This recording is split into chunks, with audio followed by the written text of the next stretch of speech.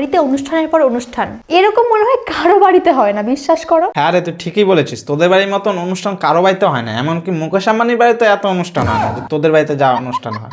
আর তোদের বাড়িতে অনুষ্ঠানে কম আর সেই ক্যামেরাম্যান বেশি থাকে, ঠিক আছে?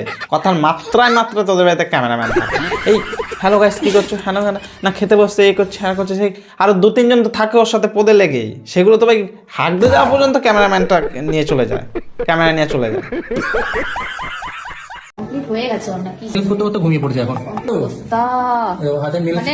এতটা পরিশ্রম হয়েছে, এতটা অনুষ্ঠানে পরিশ্রম করেছে, ক্যামেরাটা ধরে ধরে মানে ঘুমিয়ে গেছে, ঠিক আছে? শেষে আর উঠতে পারছে না, তার পাশে তার ভেড়া বসে বসে বেচারা ঘুমিয়ে গেছে গো। কি কাজ করেছে, ঘুমিয়ে গেছে গো। হাতের সেই নোর পালিশ, ন্যাক পালিশ, পথ পালিশ কেউ তুলতে পারেনি এখন গো। মানে তোদেরকে নটাঙ্কি আর শেষ নেই, ঠিক আছে? অভিনয়টা সেরাই করিস ভাই, যাই বলিস অভিনয় সেরা করিস তোরা। জানি না তোমরা সুমিকে কেমন চোখে দেখো, কিন্তু আমার সুমিকে একদম বাচ্চাদের মতন রাখতে। হ্যাঁ, সুমি তো বাচ্চা, তোর কাছে তো বাচ্চা লাগবেই। এই জন্য তো পিন্টুকে ছেড়ে, পিন্টুর আগে যেই বয়ফ্রেন্ড ছিল সেই ভেড়াকে ছেড়ে এখন তোর গুটিগুলো খুলতে এসছে, ঠিক আছে? তারপর দেখ তোর সাথে আরো কত করে।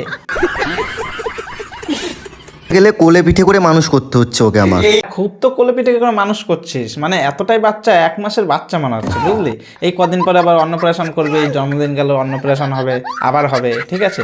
এতটাই বাচ্চা, এখনো পর্যন্ত সেই ঘরের ভিতরে প্যাকেট পরে থাকে, সেটা তার বান্ধবী জানে, কিন্তু তুইও জানিস না, তোর গার্লফ্রেন্ডও জানে না, ঠিক আছে? ভেড়া দেখ, শোনে না তোর বান্ধবীর থেকে গিয়ে খাওয়া দাওয়া করি, গিয়ে খাওয়া দাওয়া করি।